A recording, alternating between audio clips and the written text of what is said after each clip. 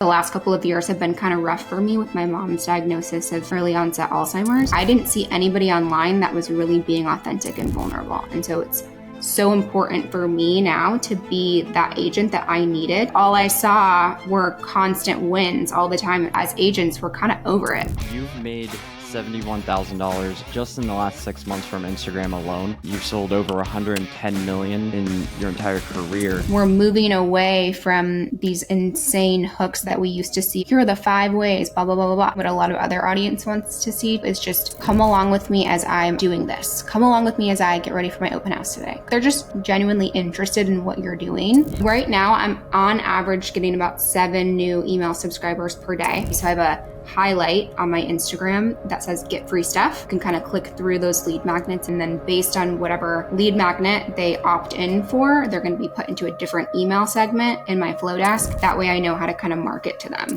When you think through your content strategy, how do you think through how to get the right people's attention so that when you build the list or you throw the event, you have people to market to? Like if it's like this video here that you have up is a tactical video, you want to think, I had a very, very rough 2023, like really rough, where I felt like I was failing. I felt like I wasn't doing anything right. And it sent me into like a literal spiral where I couldn't get out of it for like 2 months.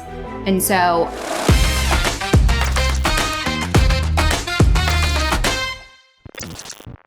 You've made $71,000 just in the last 6 months from Instagram alone. And yes. You've sold over 110 million in your entire career. One thing that I'm sure that you see all the time is there's a lot of agents selling how to do Instagram, but fewer actually doing Instagram and selling real estate. So what's something that like comes so obvious to you that isn't as obvious to everyone else as an agent doing Instagram? Yeah. I think in terms of getting leads from Instagram, we should always be building our email list from Instagram. We don't own our Instagram following. We only own our email list. So we really have to do what we can to extract that data off of Instagram and put it into our actual email list so we can nurture them until they're ready to actually transact. So I have been able to extract a ton of emails from Instagram in the last year. And in the last 6 months, I've closed 71,000 net commission from Instagram leads alone. And really how I've done that is through lead magnets. And so you want to create, think of a lead magnet as something of value that you're giving away to your audience in exchange for their contact information. So it could be like a PDF guide. So think we all have those buyer and seller guides, but those are not super exciting. They are just kind of what everybody kind of does. And we have to remember too that real estate impacts people's lives 1% of the time. So the other 99% of the time, we have to keep them engaged through other kind of content that kind of hits their life. And so you can create these hyper local PDF guides that really speak to that ideal client avatar. And so what I've done is I figured out, what does my ideal client like to do on the weekends? I like first time home buyers, like younger, buyers. Those kind of buyers, they like things like brunch. They like things that are close to the city. So creating a hyper local guide with that client avatar in mind is really key. And anybody who's listening to can DM me the word guide, and my free, guide will be sent to them. And it'll literally be like my guide that I give away on my Instagram story. They can take out my photos, put their photos in, and literally give it away in exchange for emails. But that's really how I've done it. It's just through hyper local lead magnets. Nice. And before we get into more of the fine details of that, just out of curiosity from a numbers perspective, so people get an idea, how many leads are you generating on a given month or within a year from this? Well, so right now I'm on average getting about 7 new email subscribers per day, but we can get into this too. My content is not just geared towards consumers. So some of those are consumer emails. Some of those are agent emails. They all get dumped into the same platform called Flowdesk. I've tried to segment them out in terms of the different lead magnets that I'm giving away. So I have a highlight on my Instagram that says get free stuff. You can kind of click through those lead magnets and see what you want. And then based on whatever lead magnet they opt in for, they're going to be put into a different email segment in my Flowdesk. That way I know how to kind of market to them. Okay. Yeah, because we can dive into that a little bit deeper. Yeah, How do you filter, because now you are building such a big like agent audience, totally. besides having different lead magnets, because I, I just know there's 100 agents that are probably just going through your funnel to funnel hack you Hmm. to see what you do. Like, do you manually go through it? Do you have like a VA or anything? No, it's all me. So I just have different segments in my flow desk based on whatever the lead magnet is or whatever I'm giving away. So if it's like an event that I'm promoting, right? I'll use ManyChat and say comment the word sales or comment the word elevate to get your free ticket to my event that I'm hosting on Saturday. And then based on whatever they're opting in for, whether that's a lead magnet, whether that's an event, like whatever it might be, they're going to be then put into a different email segment within my flow desk. And then now I know, okay, so these local agents signed up to come to my Elevate event. Now I'm going to invite them to my Ambitious Women event, or I'm going to invite them to my Realtor Prom event. So it's just segmented that way, but I don't have a VA that kind of goes through and like combs through the list at all. It's all done by me. Okay.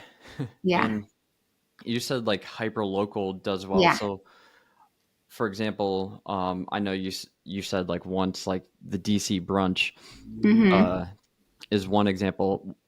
One question is like which ones have kind of worked the best for you, and then the Yeah. second question to that is, do you find that those people may not always be the right people because it's like about brunch? So Yeah, totally. Yeah. So I think the best one that I've done so far is the brunch one.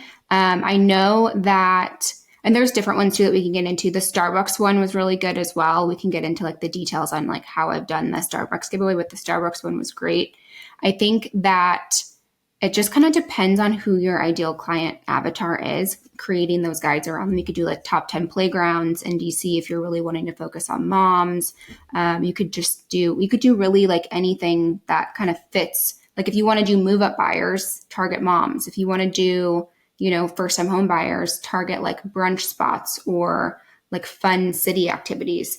But all the consumer side gets dumped into one segment. And then on Fridays, I send out a consumer facing email. So on Fridays, I send out like fun things to do in my area. And I use an app called The Nudge.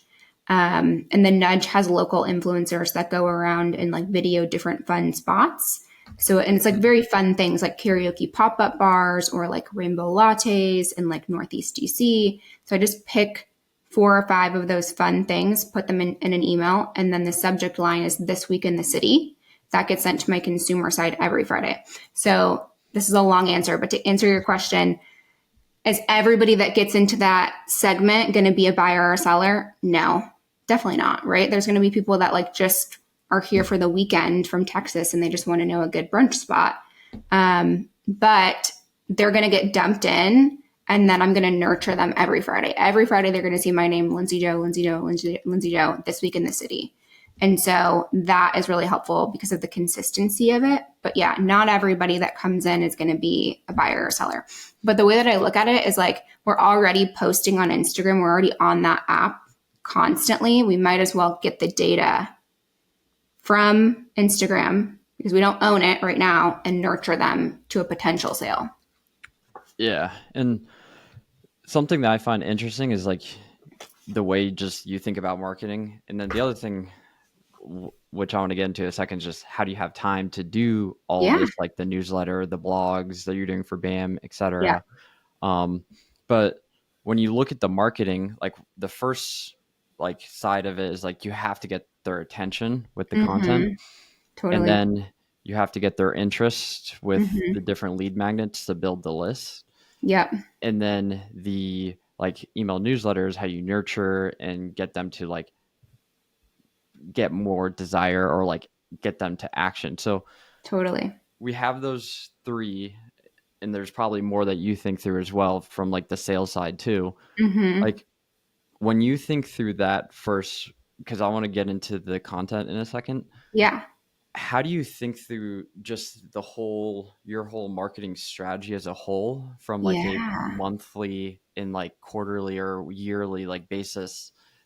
Yeah. Yeah. I love that. In the largest listing attraction experiment in real estate history, over 2,500 agents participated and generated 20,000 listing appointments, which actually attributed to over 7.5 billion in closed business for agents. That is the power of listing leads in action. We send over 25 hyper local newsletters, but you actually need to start conversations so you can generate more appointments. What to send, how to say it. That is why listing leads does all the work for you. You can just literally copy and paste and send. If you join today, use the code Andrew. Not only do you get a free trial, but I hooked our subscribers up with 50% off. For less than a cup of coffee a day, you can generate your own listing. Click the link in the description today if you want to generate your next listing. Now back to the show. I love that question.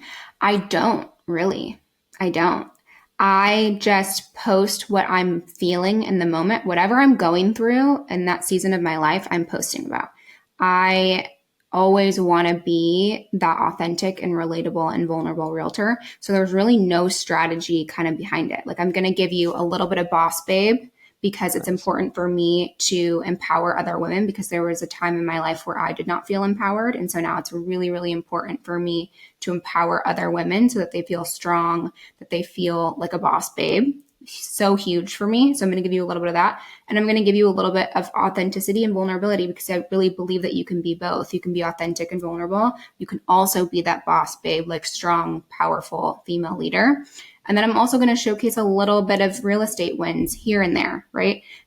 The real estate wins are harder for me to post because, I'll be really honest with you, I'm not as passionate about that content pillar as I am about really empowering female leaders to like kind of come into their own and really believe that that they're capable. And like I always say too, like, we're always most powerfully positioned to serve the person that we once were. And so I'm sure through digging through my Instagram, you've seen like the last couple of years have been kind of rough for me with my mom's diagnosis of early onset Alzheimer's. And so during that time, like, I didn't see anybody online that was really being authentic and vulnerable. And so it's so important for me now to be that agent that I needed, because I just needed somebody to just say, hey, like, Lindsay, it's going to be okay, you know? But all I saw were constant wins all the time. It's like this hustle and grind culture. And I really think that as agents, we're kind of over it. Like, we've seen all the wins that we can see. There's only so many $1 million listings that like we can see online. And so I really wanted to be that authentic and vulnerable realtor for those other women. And so that's really what I'm passionate about in terms of creating content. And I think it kind of shows on my page. You're going to see more of that side of me than the real estate side. I still showcase real estate, not as much as the other. Yeah, and I think that goes to like your quote, a quote that you said, like your Yeah. success and worthiness is not dependent on the amount of houses that you Yeah, sell. totally. Yeah. I mean, I had a very, very rough 2023, like really rough, where I felt like I was failing. I felt like I wasn't doing anything right. And so I really had to take a step back and say, like, whether or not I hit these goals or not, I'm still successful. Like, I had a massive, massive goal one year and I missed it by one transaction. It was an amazing year, and I'm not going to say numbers because that's cringy and I hate when people do that, but I missed it by one, and it sent me into like a literal spiral where I couldn't get out of it for like 2 months. And so I really had to take a step back and reevaluate. And I realized that all of my self worth was put into how many homes I sold. Like, literally, if I sold X amount for the year, then I was successful. And if I didn't, then I was a failure. And so I really had to take a step back and say, no, actually, the activities that you're doing daily is what makes you successful, because your activities lead you to your goal ultimately, but I was so focused on that goal, I couldn't see past it. I put all that weight on that goal and like hitting that goal instead of the activities. Yeah, talking before I guess going into the activities, Yeah, you started the Ambitious Women. I I say it did. right? Yeah, yeah, yeah. Okay. Kind of during that period, and Yeah. I was curious, like, why take on this extra, like, BAM Yeah. creator, real estate, like, take on this extra thing? Like, why do you Yeah. do what you do? Yeah. I'm so, so, so passionate about empowering females. And so it just goes back to me feeling like I was really alone. I didn't feel like there were any other women realtors that were being authentic and vulnerable online. And I didn't know who to go to for help during that time. I was so depressed scrolling social media, feeling like it was win after win after win. I didn't have anyone to go to. I just needed some kind of mentor, some kind of example of a realtor that was showing that it was not all wins all the time. It wasn't all rainbows and like butterflies all the time. And so it's so important for me to be there for other women. And that's why I created Ambitious, because I need to be that agent that I needed during that time. And it really is just like in my heart, like what I want to do. Like it's literally like what I feel like. It sounds so cheesy, like, but it's what I feel like I was put on this earth to do, is like create this group and this community of women and really empower females and let them know that they can be anything that they want to be, and they can be authentic and vulnerable and still be a boss babe. And I just want to empower them, and I want to create like leaders from that. It's important to me. So, as much as you want to kind of talk about this, Yeah. you can feel free. But I was curious, like when you think about like everything that you've gone through, Mm-hmm. and one of the things that you said is like the divorce that kind of came up was because you weren't Yeah. supported, and now you're finding a way to like support others as well as kind of support Mm-hmm. yourself by building a community. Can you talk Yeah. about that a little bit? Yeah. It's hard when you are growing as a person and your spouse is not. When you just want to grow and evolve and your partner isn't, it kind of holds a mirror up to them, and in the reflection they see, oh, I'm not growing, I'm not evolving. And so that was really a big kind of issue for us, is like me not feeling supported in really anything that I was doing. And so, I think it was just time to kind of say goodbye to that relationship, as painful as it was. I am excited about this next chapter though, because I do feel like I am just ready to grow and evolve without that negativity. I grew like so much in the last year and a half without having any support. So now that I'm just on my own and I'm independent, I'm really, really excited to see how much more I grow. And I've already grown so much just in the last like 2 months of just being kind of on my own, you know? Yeah, and I imagine it probably wasn't, because most of these decisions, it's not like it just happens in the moment, and it's like Right. it's very tough to get to that point.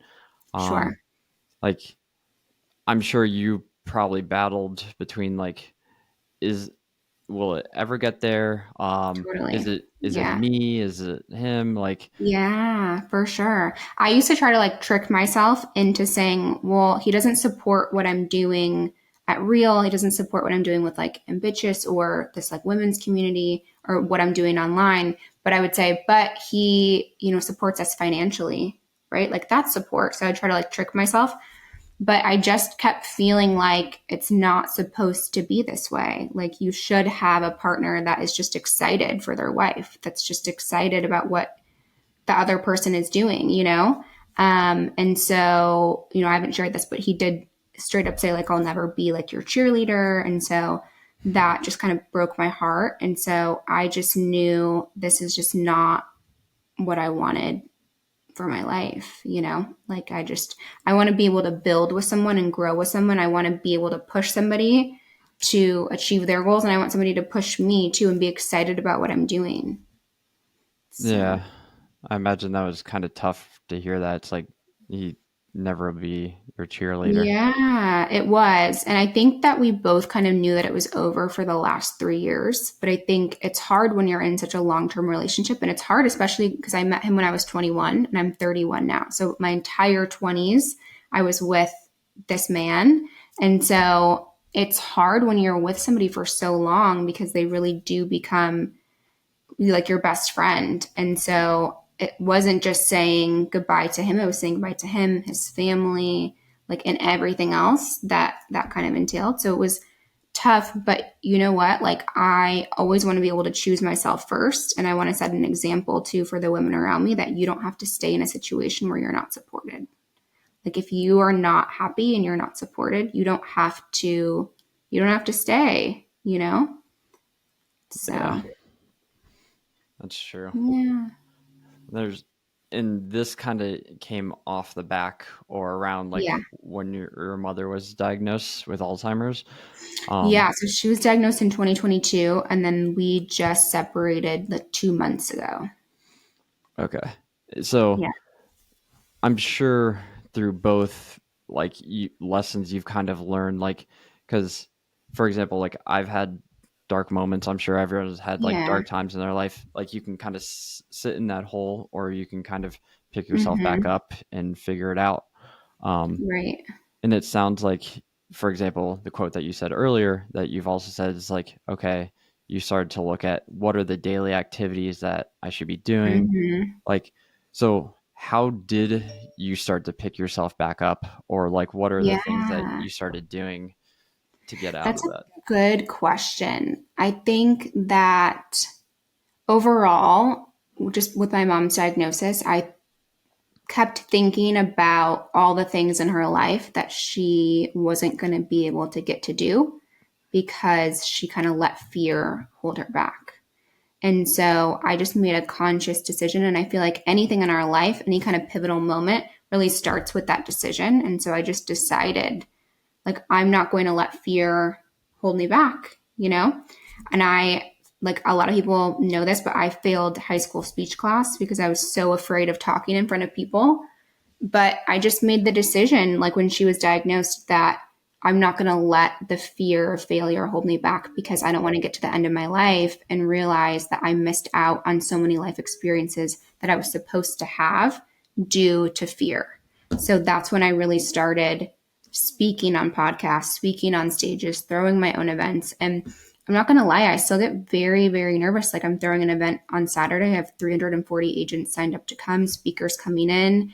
It's a whole production, intro songs, slides, all the things. And I'm scared to do it.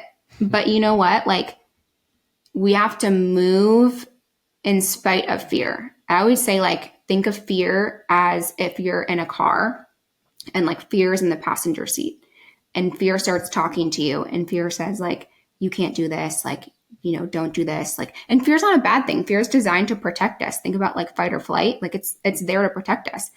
We have to understand that it's not a bad thing. And I used to try to like scream at it and say, like, no, no, no, like, just I can do it. I can do it. What you have to understand is that fear is always going to be there. It's designed to protect us. We just have to move it to the back seat and say, okay, you're in the passenger seat now. I'm going to move to the back seat.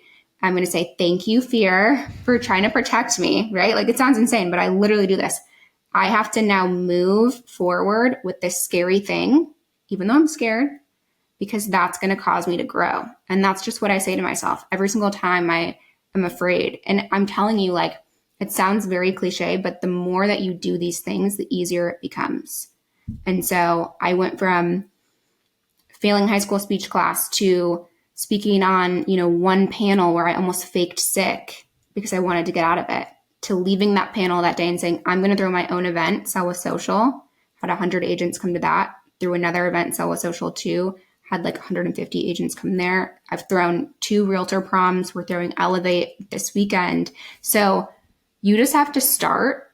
And I think it starts with understanding that fear is not a bad thing. It's designed to protect us, but it's how we choose to move in spite of that fear, if that makes sense.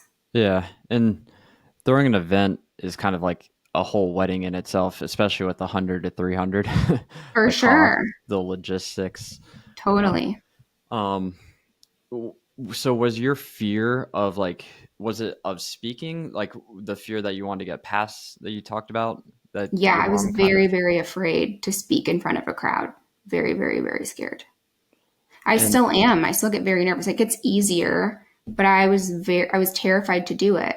But I thought about my mom and how she never got to speak in front of a crowd and she never got to do the things that she wanted to do because she let fear hold her back. And I just didn't want to live my life the same way. I just thought about maybe she has regrets. Like there's things that she wasn't able to do. And I just don't want to get to the end of my life and realize that I missed out on those experiences because I let fear kind of get in the way. Yeah, I kind of had like a similar-ish moment, not obviously the same, where like Yeah. my grandfather ended up dying from cancer, and Oh, sorry. uh, I wanted to like. Have you ever heard of Brendan Burchard? Mm-hmm. Yeah. So, do you know he has this list that he basically asked his grandfather or his dad Oh, before he died, and he videotaped it. Um, okay. and I always wanted to ask because my grandfather had like a big like business background and everything, but you would never know because he was always like quiet, except in a family setting. Like they Yeah. didn't have the internet back then to like share through Yeah. content, events, and that's was my trigger to be like, why are we like accumulating all this expertise, this information, and not sharing Mm-hmm. it with everyone else? And that kind of Yeah. sparked that I kind love of that. got to like the event.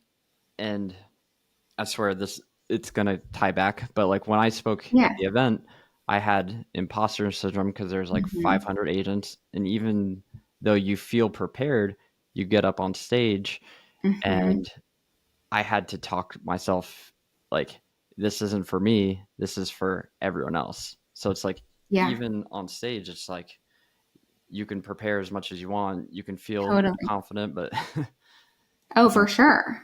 For sure. It's terrifying.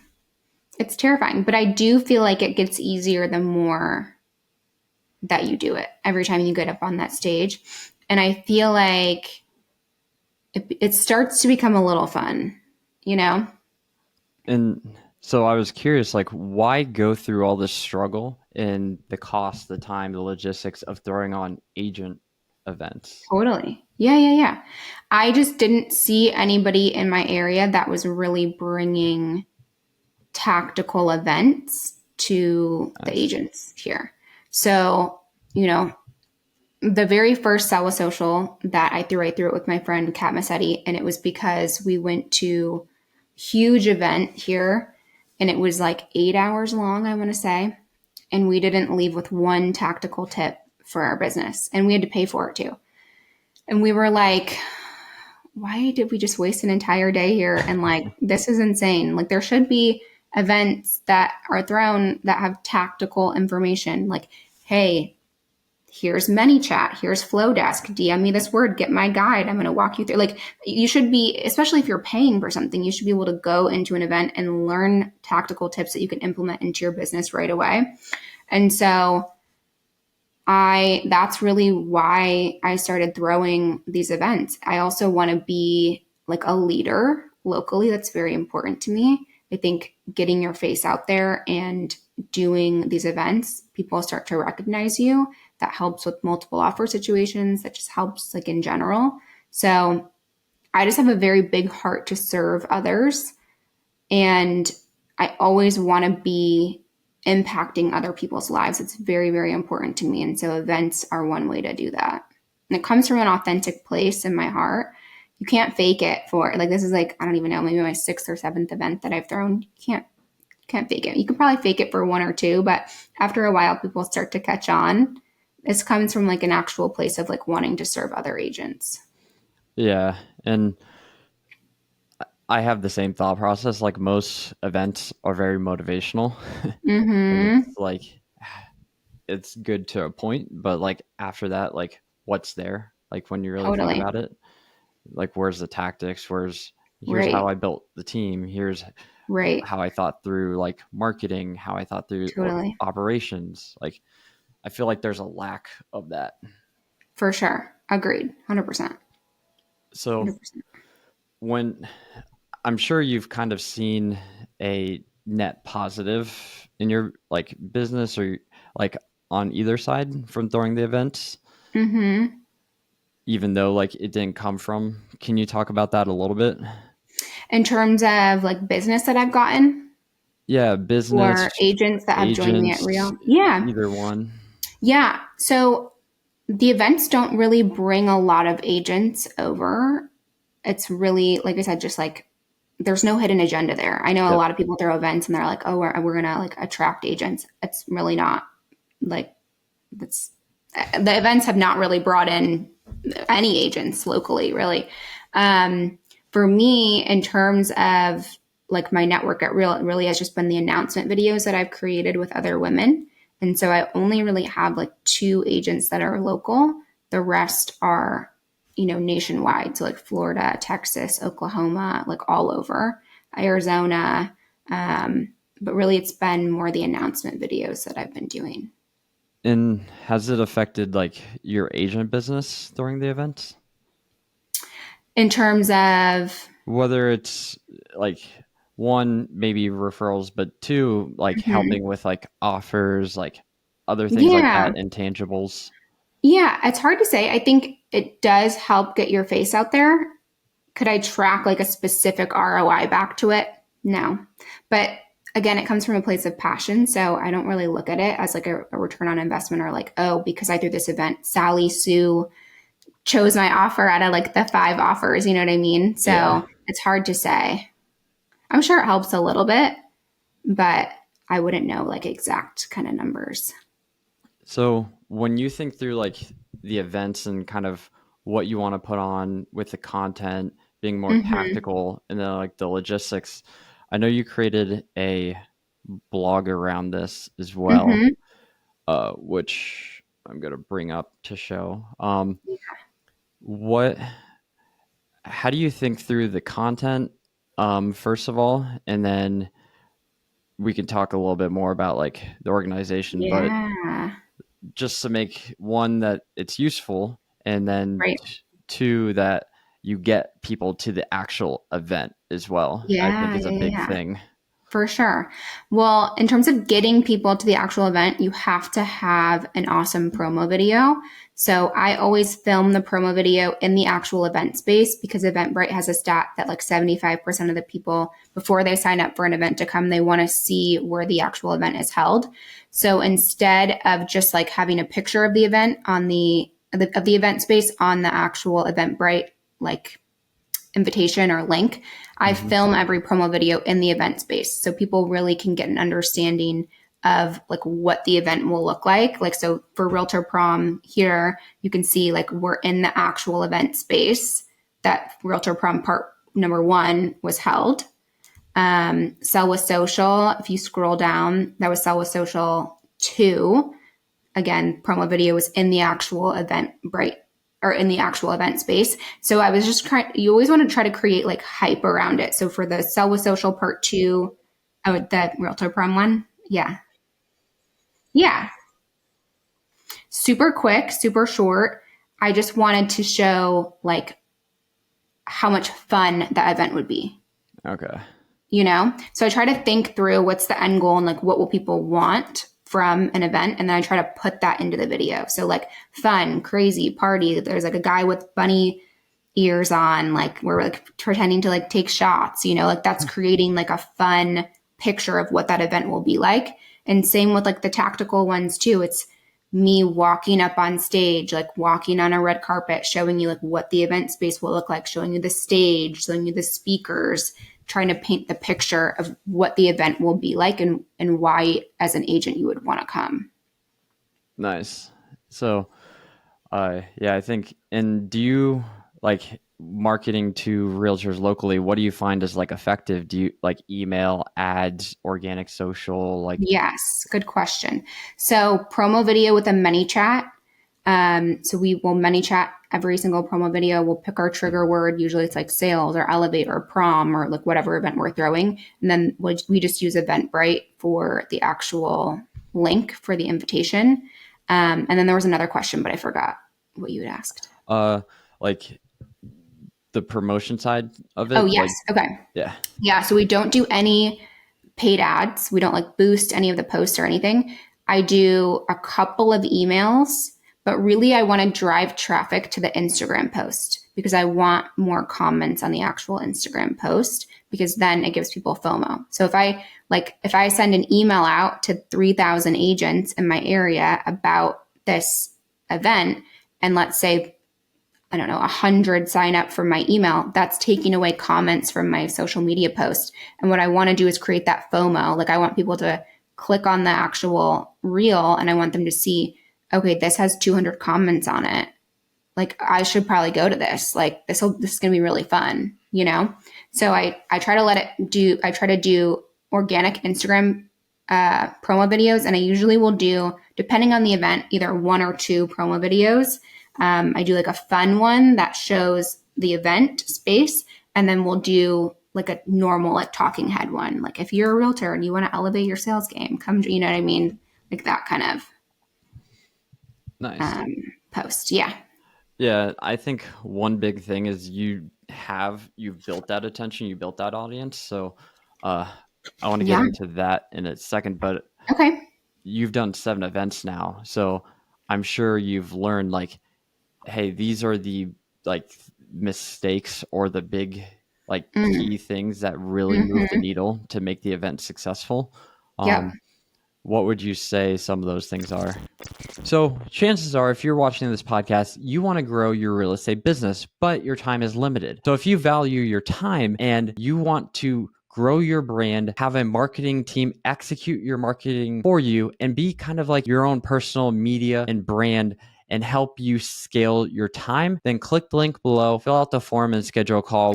We can walk through a marketing strategy for you, just like we've helped our clients last year close over 75 million in closed listings and buyers directly from YouTube. And not just YouTube, we do email marketing, listing promotion, social, and way more. So if you value your time and you want to scale your brand and scale your marketing so you can focus on what matters, click the link below, fill out the form, schedule a time, and we could talk about what marketing strategy you should implement in your business so you can scale your time by hiring our marketing team to execute for you. Make sure that you understand your budget going into it, and make sure that you have sponsors that will pay. So I've never paid money to throw an event. Um, I think I linked in here, Yeah. like speak. Yeah, I've got tons of stuff linked in here too. So, you know, really understand your budget because that's huge, and then start planning early. So like if you're wanting to throw an event in 2 months, like, or 3 months, like start putting stuff down on paper, like right now, because things are going to go wrong. And you just have to have a backup plan in place if something goes wrong, and like, and understand that things are going to go wrong too. Like there's no perfect event and you just have to roll with it. 99% of the time, the people in the audience are not going to realize or know that anything happened. Yeah. And how important would you say having the right speakers, like the right partners Mm, on the event are? so key, because that's the entire reason why people are coming. So you want to make sure that you vet your speakers, make sure that they're giving tactical information that will actually like move the needle forward in the agent's business. Do you do any prep when it comes to like the topics and the content they're going to be sharing to make sure it's like tactical or? Yeah. So this one that we're throwing on Saturday, not really. So it's Daniel G, who is coming. He's coming in. So he's doing just a talk on sales. So no, because he's the number one sales trainer in the world. So no, he's got it covered. For Mark Shapiro, who's coming in and doing a panel with us, we did put together a list of questions and we sent him that so that he could kind of be prepared for that. But for the most part, I do want to know if it's not like bigger names like that. I want to know what you're going to be speaking on, and I want to see your slides, and I want to make sure it's not salesy, and I want to make sure you're coming from a place of value. Nice. Yeah. I Hmm. think that's big. Um, Yeah. so I wanted to transition because I feel like uh, the getting people's attention is Yeah. probably the one thing you're like really good at and Thank you. one of the most important things as well. Um, when it comes to like who's going to actually show up for the event, Hmm. etc. Uh, so let me. Oh, there's right here. So when you think through like your content strategy, like you've Yeah. done a post where you shared like the different pillars. Like, Hmm. how do you think through like what to post, how to Yeah. get the right people's attention so that when you build the lists or you throw the event, it's Yep. you have people to market to? Yeah, that's a great question. So for anything that's tactical, like if it's like this video here that you have up is a tactical video, you want to think like through 4 to 5 things that you can share in that video that are specific and tactical and helpful for your audience. So this reel kind of hit both consumers and agents. So I was teaching agents how to throw in a successful open house and like go above and beyond. But then it also hit consumers because consumers were thinking, oh, wow, she takes a lot of time and a lot of effort and puts a lot of thought into her marketing. But so for this one, essentially, do you want to play it? We can Yeah. play it. Okay. Come along with me as I get ready for my open house today. I started my morning cutting out 40 door hangers for the neighborhood. Yes, I do have a cursive L tattooed behind my Okay, so I wanted to show like some B-roll of what I was actually doing. And I wanted to bring that like authentic and like raw feeling. So I like had no makeup on and I wanted to make a joke as like a hook. So I made a joke about how I have like a tattoo behind my right ear and that was a dumb 22-year-old mistake. After I talked about look what I did, look what I'm doing for my sellers. I cut out 40 door hangers. Like I'm hard at work. So that was my thought process behind that first portion.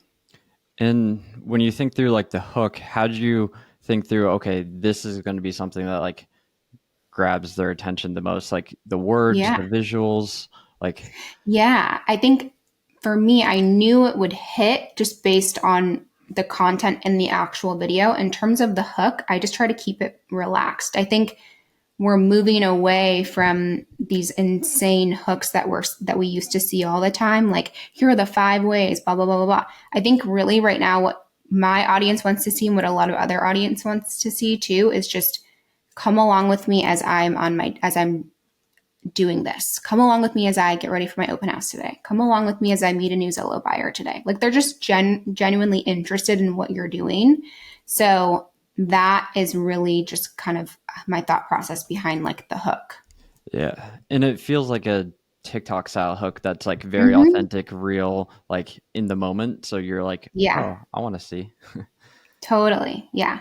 Okay. Yes, that was a dumb 22-year-old mistake. And yes, my under eye bags are aggressive this morning. But these door hangers turned out super cute. I wanted to personally invite all the neighbors to my open house, and I knew they would want to come if I had sweet treats for them. Okay, so I wanted to show the process of like what I was doing. So I wanted to show I'm going above and beyond, cutting out these door hangers myself. I created these custom door hangers, and I hired a Kona ice truck to come to the neighborhood and door knocked the entire street. So I wanted to show sellers, hey, like, look what I'm doing for this one listing. And then I wanted to show agents too, kind of like what was possible. And I think a big thing here, like you're very like intentional on Mm-hmm. switching up the scene of what's showing. It's not just the same thing over and over too.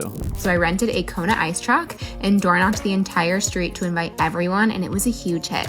Now, in order for someone to get Kona ice, I created these QR codes. It was important for me to show like the back end systems too. Again, like agents can take away value from this by, creating something very similar, and then consumers can say, oh wow, like she went above and beyond. So I wanted to show the process of I created a QR code that they scanned before the neighbors could actually get Kona ice. They had to scan that QR code and DM me the word Kona. And then what I did too is I set up alerts for anybody that followed me in the neighborhood, so I could see anytime they posted on their stories or anytime they posted in their feed. And then I would get an alert, and then now I'm first to like any of the things that they're doing. So they're just going to constantly see me, on their feed.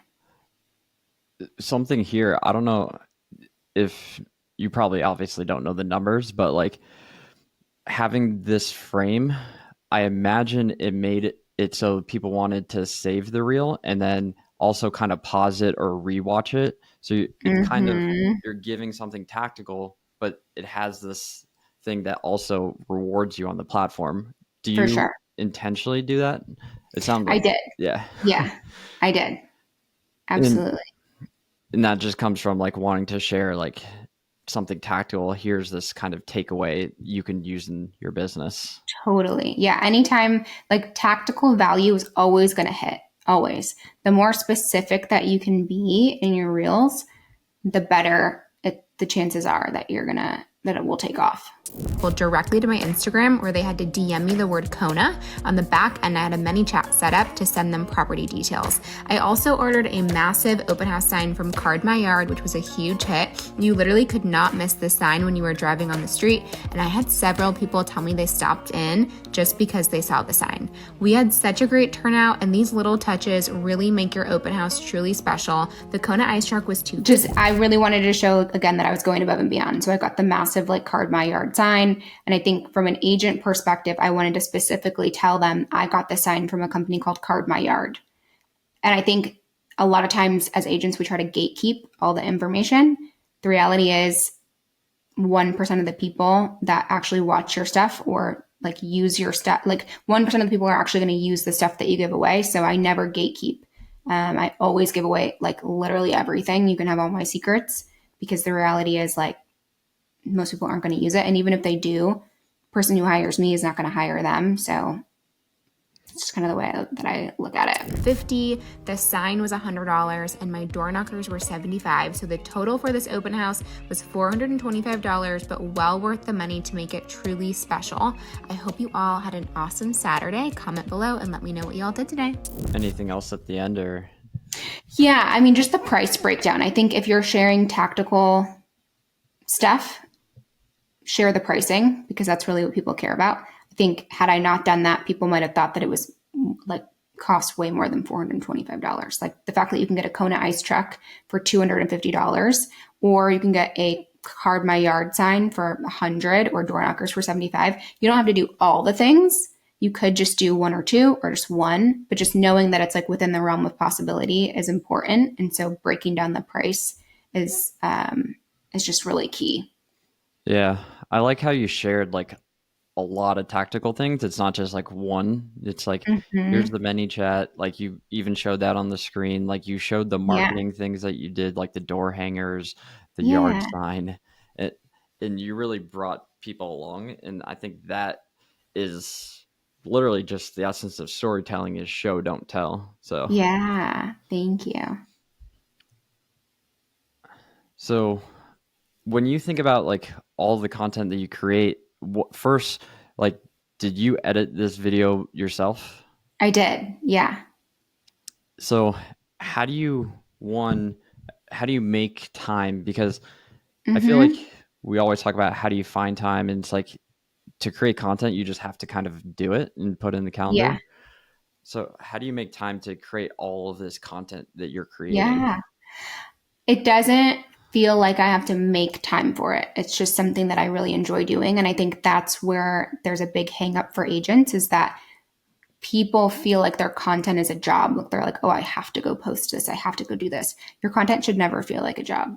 We already have a job, and our job is selling real estate, and that job is tough. And so your content should come from a place of passion, should come from a place of you wanting to impact other people's lives. And if it feels like you have to make time for it, if it feels like it's a job, then you're not creating the right type of content. So I just really enjoy this, and it's just something that I do randomly, like throughout my day. I'll just scroll with purpose, I call it. Scroll until something makes me stop. It makes me stop. I think, why did that make me stop? How can I put a real estate spin on it? Then I create it either with my videographer or I film a green screen and do it. But I like genuinely love editing and creating reels and like being creative. And so I think everybody has a little bit of that in them. And if you're feeling like you have to make time for it, or if you're feeling like it's not enjoyable, then you need to switch up your content pillars. So talking about that, like what are your content pillars? What do you find that you like and that are effective for you? Yeah. Anything tactical, agent related is always going to be great for my agent audience, but really it's more that like empowering females to feel like they can be strong women, and then also showcasing the authentic and vulnerable side of real estate because it's just something that's really important and I'm very passionate about it. And do you like it seems like you like don't necessarily have like set aside time. It's just like you kind of scroll with purpose a little bit and then you get inspiration and then you Yeah. create. Yeah. Unless I'm filming with my videographer, then we'll do like a batch recording. So I'll meet with him, like I'm meeting with him on Friday, and we'll do 5 videos in like an hour, hour and a half. So I'll scroll with purpose, see what makes me stop, save it, and then send it to him. And then we'll meet up, once or twice a month and then film. And then that way I have content for the month. So talking about that, like when you're filming with him Yeah. or them, how do you prep or plan or set it up so that you know the content you're going to create and then it's more productive of the shoot? Mm-hmm. So Yeah. I just scroll until I find something that I like. Then I send it to my videographers and I just say, hey, I want to create this. Like this is kind of the vibe that I'm looking for. And then we just meet up once a month and then we just shoot it. It's very simple. nice. And I think that's important because you said it even earlier. It's like Yeah. having that simplicity and it doesn't have Mm-hmm. to be like perfect, like super Mm-mm. planned. And it Definitely that not. probably helps you like just execute a lot easier. For sure. So, For sure. so with like the different stuff that you Yeah. post, like the humor, like the Mm-hmm. heart, Yeah. when you are creating, like, how do you think through the mix of like, okay, this is going to build the audience versus this is Mm. to build the list type content? Oh, that's a great question. I don't know if there's like a tactical strategy behind that. I think sometimes if I feel like I'm getting too heart heavy, like or too boss babe heavy, like right now my feed is flooded with a lot of boss babe agents walking and it's a little too brokerage heavy for me right now. So Mm. if I'm feeling like I'm just pushing real all the time and I'm not I mean pushing real is like the wrong word, but I feel like if my feed is so heavily weighted on one side, I'll try to balance it out with like a green screen or something else. But for the most part, I'm just posting what I'm going through. And I think it's so important that we don't get stuck in one type of content bucket. I mean, if you scroll back like, a year and a half ago, I literally thought that I was going to be like the funny girl forever. I thought I'm going to be the next Dan Leonetti or Dan O'Neill or like Matt Leonetti. And there's no female funny women in real estate. And so I started funny and then Mhm. it evolved into, okay, not so much funny, but more like being your authentic self and vulnerable self. And then it evolved for a hot second into more real estate. And now it's evolving back into authentic, vulnerable boss babe. So I think it's important to really show your audience whatever season you're in. We have to take them along for the ride on whatever journey we're on. And you have to make them feel like they're a part of your journey. If they feel like they're a part of your journey and you're being open and authentic and vulnerable, they're going to come along on the ride with you and then they're going to root for you and then they're going to be invested in your growth. So I think it's so important to and be authentic about it, right? Like don't go cry on camera if you're not having a good if you're not having a bad day or like don't be somebody that you're not. But I just show up as my authentic self and who I am. And people really resonate with it because there's not a lot of agents who are actually doing that. And you mentioned a little earlier, like talking through the kind of transition and the change from like the consumer Mm-hmm. content to now more agent and now kind of a little mix. Like, how are you Yeah. thinking through that in the future now? Yeah. I think that I'm just following my heart in terms of what I'm passionate about creating. I mean, it's going to be a little more boss babe heavy and a little more heart heavy right now just due to the season that I'm in. But I'll always, there's sometimes where I'll scroll and there will be a funny, silly reel that will make me stop. And then I will DM one of my videographers and say, hey, this might be funny to put like a real estate spin on it. But I think that you really have to think about who you're serving in your posts and who you're helping in your posts. I think that was really huge for me is like a lot of the stuff that I post is not easy, right? Like posting about my separation after 10 years is not easy. posting about my mom's illness is not easy. But before I post, I say to myself, what girl needs to see this message right now? What woman realtor needs to actually see this? And that really helps take away like the fear and anxiety of it, because I know that there's another girl out there that needs to see that post about my mom, or needs to see that post about my separation. I know that there is a girl out there that needs to see that. And so I think it's really important to separate it. You know what I mean? Yeah. And talking about that, like, do you ever feel like there's a, because I'm sure there's probably some people are like, what's too much to share versus too little to Mm-hmm. share along Yeah. those lines? I think that you can share, but I try to spin it to a positive at the end. So you can say, you know, it's all in how you like word it, and all in, and like you could do this a lot in your caption too. Like you can say, you know, just whatever you're doing can always be turned into a positive at the end. So I think that's important. Like don't just share how terrible things are, right? Like spin it to a positive in the caption. And I think too, share the scars, not the oozy wounds. Like if you're first starting out. So like share the scars, like this was an oozy wound, now it's a scar. Here's what I learned from it. Versus like everything sucks right now. Like this is just like a oozy. Does that make sense? Like I know it's kind of a weird analogy, but talk about why it was rough, why it was tough, and then what you learned from it, and that way you're like spinning it into a positive in a way that your audience can kind of digest it.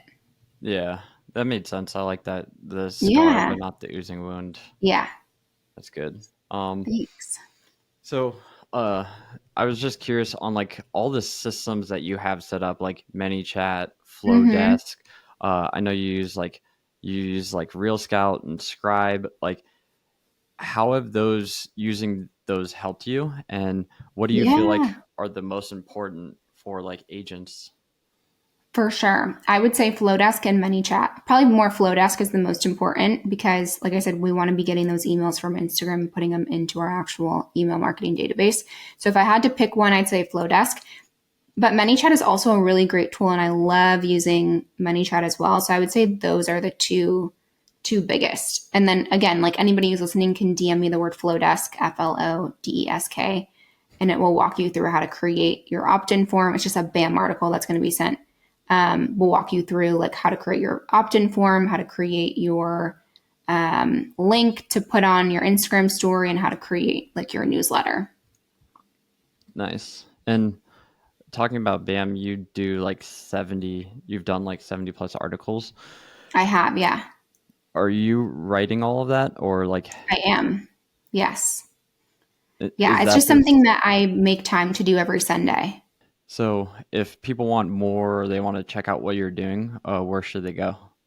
Yeah, Instagram is probably the best place. So my Instagram handle is Lindsey Joe, Lindse triple Y underscore Joe is going to be the best place for you to find me. So you've said it on this call, but you've said it multiple times that you need to be the agent that you needed back in 2022 when everything looked Yeah. perfect on the surface, but deep down you were struggling.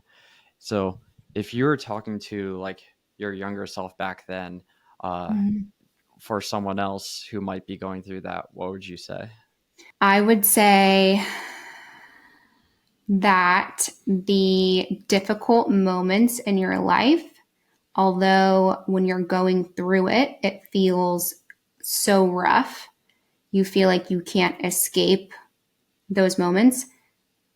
Those moments sometimes really propel you forward into an insane level of growth, number one, but also sometimes like your life purpose. So for me, had I not gone through that really, really difficult time, wouldn't have led me to the place that I am now, where I really understood that there weren't any female realtors or any agents really that were showcasing that authentic and vulnerable content online. And so I really feel now that I need to be that agent that like I really needed during that time when everything like you said looked really perfect on the surface, but deep down I was struggling.